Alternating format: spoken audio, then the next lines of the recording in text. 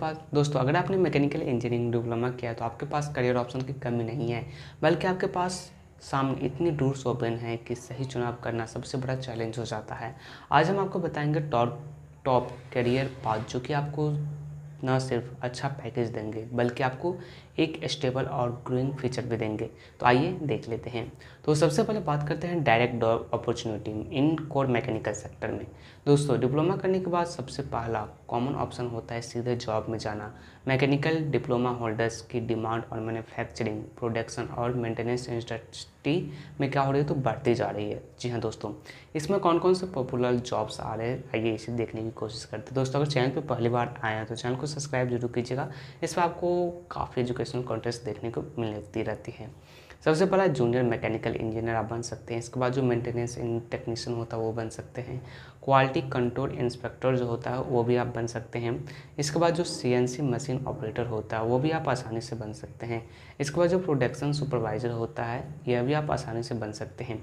तो इससे मैकेनिकल से डिप्लोमा करने के बाद इस सेक्टर में किस किस इंडस्ट्री में आप जा सकते हैं, जैसे कि ऑटोमोबाइल कंपनी में जा सकते हैं जिसमें कि टाटा मोटर्स हो गया, महिंद्रा हो गया, मारुति सुजुकी हो गया। इसके बाद इसके अलावा आप स्टील प्लांट्स में भी जा सकते हैं जैसे कि सीमेंट इंडस्ट्री हो गया उसमें जा सकते हैं। इसके बाद हैवी मशीनरी मैन्युफैक्चरिंग यूनिट जो होता है उसमें भी आप जा सकते हैं। इस सेक्टर में जाने के लिए प्रो टिप क्या है आइए से देखें। दोस्तों प्रो टिप यह कि अगर आप सीधे जॉब में जा रहे हैं तो ऑटोकैड, सॉलिड वर्क्स या सीएनसी प्रोग्रामिंग जैसे टेक्निकल स्किल पर काम करना आपके पैकेज को 30 से लेकर 40% तक क्या करता है तो बढ़ा सकता है। ओके, दूसरा ऑप्शन आ जाता है आपके लिए गवर्नमेंट जॉब। जी हाँ, यह स्टेबिलिटी एंड रिस्पेक्टफुल जॉब है गवर्नमेंट जॉब। दोस्तों डिप्लोमा होल्डर के लिए गवर्नमेंट सेक्टर का में भी कई गोल्डन अपॉर्चुनिटी देखने को मिल जाती है।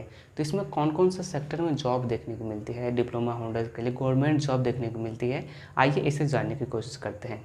तो सबसे पहला आ जाता है आपको रेलवे। रेलवे में जाने से आप जूनियर इंजीनियर बन सकते हैं, टेक्नीशियन पोस्ट पे जा सकते हैं।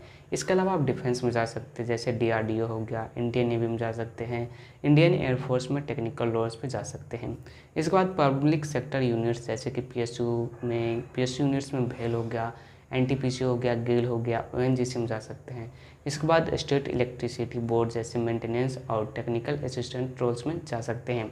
एग्ज़ाम प्रिपरेशन की बात किया जाए तो आप एसएससी जेई के एग्ज़ाम दे सकते हैं, आरआरबी जेई दे सकते हैं। स्टेट पीएससी एग्ज़ाम की तैयारी से आपके पास सरकारी नौकरी पाने का अच्छा मौका रहता है। ओके, नेक्स्ट और तीसरा ऑप्शन आ जाता है हायर स्टडी। जी हाँ, आप बैचलर ऑफ इंजीनियरिंग या फिर आप बीटेक कर सकते हैं लेटर एंट्री करके। जी हाँ, अगर आप करियर में आगे बढ़ना चाहते हैं तो बीई या फिर बीटेक करना बेस्ट इन्वेस्टमेंट होता है।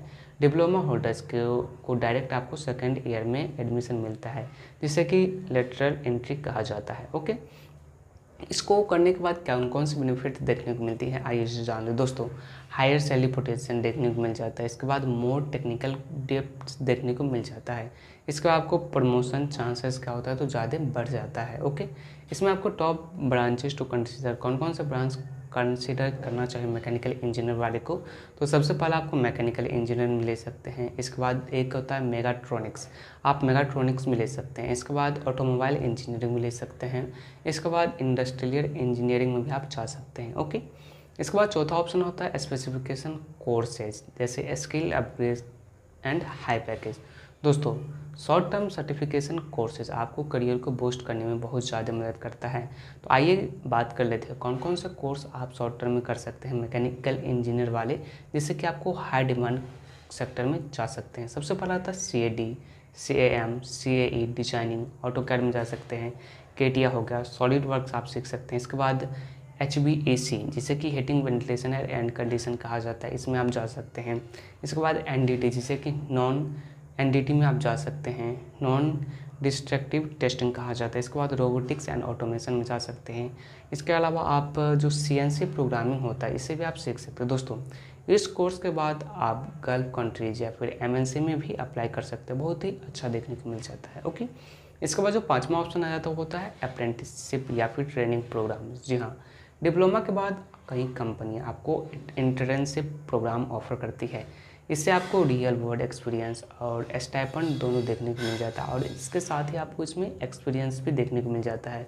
तो आइए इसको हम एग्जांपल से समझने की कोशिश करते हैं कौन कौन से कंपनीज आपको स्टाइपेंड यानी कि अप्रेंटिस प्रदान करती है। दोस्तों आप BHEL भेल अप्रेंटिस प्रोग्राम में ज्वाइन कर सकते हैं, जो रेलवे का अप्रेंटिस होता है उसमें ज्वाइन कर सकते हैं, प्राइवेट MNC ट्रेनिंग प्रोग्राम में आप ज्वाइन कर सकते हैं। ओके, इसके बाद छठा करियर ऑप्शन आ जाता है आपको करियर इन डिजाइनिंग फील्ड। जी हाँ दोस्तों, मैकेनिकल इंजीनियर डिजाइनिंग सेक्टर में बहुत ग्रो कर सकते हैं। जी हाँ, इसमें आपको बहुत ज़्यादा ग्रोथ भी देखने को मिल सकता है अगर आप डिजाइनिंग फील्ड में चाहते हैं मैकेनिकल इंजीनियरिंग की। तो इसमें कौन कौन से जॉब रोल देखने को मिलता है आइए से जान लें दोस्तों।